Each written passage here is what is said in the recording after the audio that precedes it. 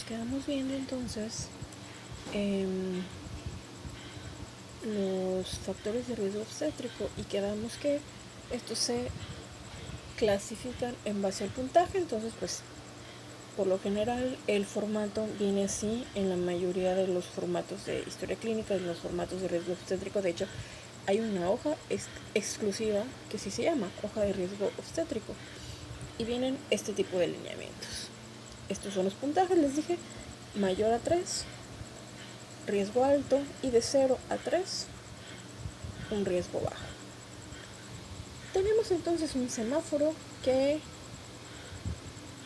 se ha estado manejando actualmente para dividir a nuestros factores de riesgo en base a la severidad. Nuestro riesgo alto son estos factores que están en rojito, estos que tenemos aquí. Y bueno, esto nos marca el riesgo reproductivo y el riesgo obstétrico. Reproductivo tiene que ver con los factores asociados a la mamá, y el riesgo obstétrico, pues todos los que están relacionados con el embarazo y pues los trastornos obviamente relacionados a esto. En cuanto al riesgo reproductivo de la mamá, tenemos que se encuentran como factor de riesgo alto aquellos que están relacionados con la edad, es decir, mujeres menores de 15 años o edades mayores de 40, recordando que la edad reproductiva normal o la edad fértil de una mujer es de los 25 a los 35 años. La talla, obviamente, pues mujeres que son muy cortitas de estatura, menores a 1,44, pues van a batallar más. ¿Por qué? Porque se asocia a una pelvis más estrecha, entonces hay un canal de parto más corto y van a batallar. Pueden causar también un retardo en el crecimiento uterino. El peso tiene mucho que ver. Aquellas mujeres demasiado delgadas, es decir, con un índice menor a 17 o un índice de masa corporal mayor a 30, es decir, que tengan sobrepeso o obesidad. Un peso menor se asocia, bueno, pues a un retardo en el crecimiento, un antecedente de parto prematuro, desnutrición, anemia, etc. Mientras que un riesgo, un sobrepeso, una obesidad, bueno, pues la aparición de una diabetes gestacional, enfermedades inducidas, hipertensivas inducidas por el embarazo, etc. Obviamente, pues mujeres analfabetas que no hablan español porque no pueden comunicarse, entonces no van a sus controles prenatales, ni siquiera llevan un método de planificación familiar. El grado cultural tiene mucho que ver también, porque el no tener con el recurso para ir al médico, para cuidar su salud, bueno, pues más factores de riesgo se añaden. Los antecedentes obstétricos, es decir, que en embarazos anteriores ellas se hayan presentado preeclampsia en uno de los embarazos, que tengan grupo sanguíneo con RH negativo,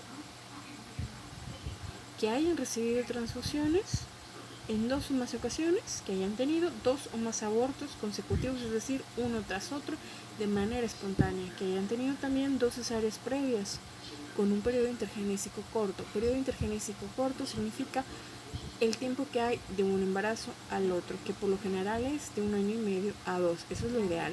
Cualquier periodo menor a 1 año y medio, bueno, pues no le da chance al cuerpo que se recupere en condiciones ideales.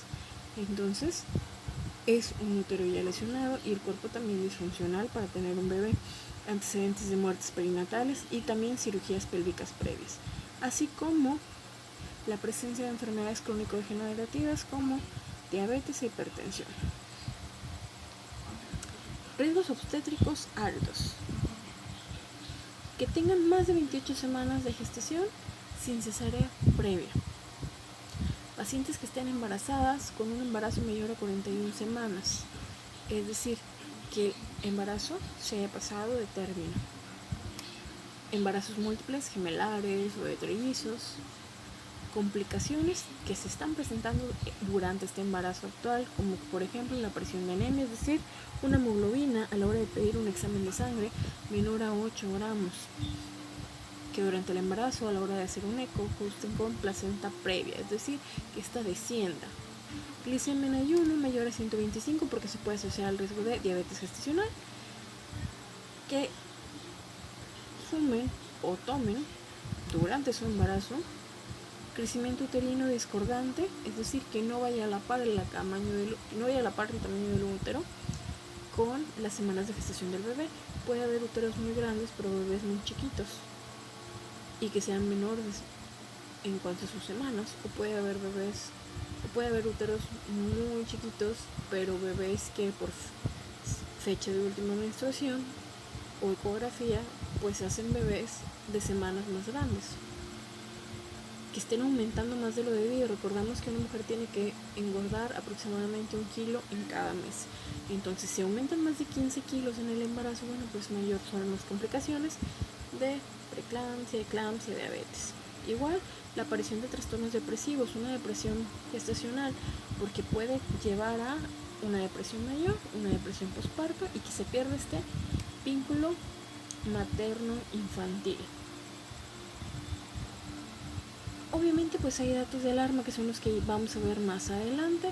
La aparición de una hipertensión mayor a 160 y 110 que puede evolucionar, es decir, una preeclampsia severa que puede evolucionar a una eclampsia, hemorragia obstétrica activa, es decir, sangrado masivo, transvaginal, dolor abdominal intenso y constante en semanas tempranas del embarazo, una amenaza de parto prematuro, una amenaza de aborto, dolor epigástrico. Es uno de los dolores que se presenta y se puede confundir con una gastritis, pero después de la semana 20 es peligroso porque puede ser también significativo de una preeclampsia, de un trastorno hipertensivo, así como la presencia de fosfenos, que vea lucecitas, que oiga zumbidos, que se le mueva el piso, es decir, que tenga visión borrosa, fiebre por alguna infección sistémica de tracto urovaginal.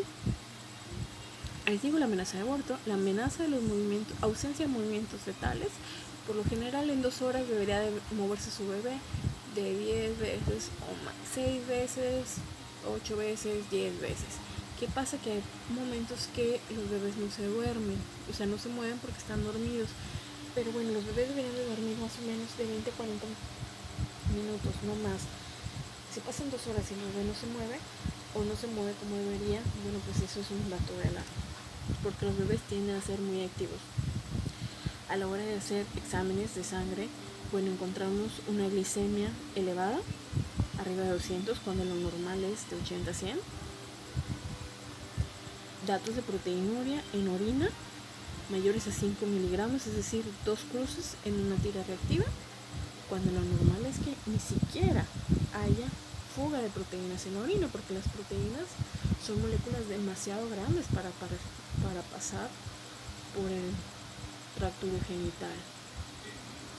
Plaquetas disminuidas, enzimas hepáticas elevadas, creatinina elevada, indicativos de un síndrome de Herd, que es una complicación también de las enfermedades hipertensivas inducidas por el embarazo, la presencia de oliguria o hematuria, es decir, sangre en orina, y disminución del estado de alerta, así como convulsiones, datos de una eclampsia.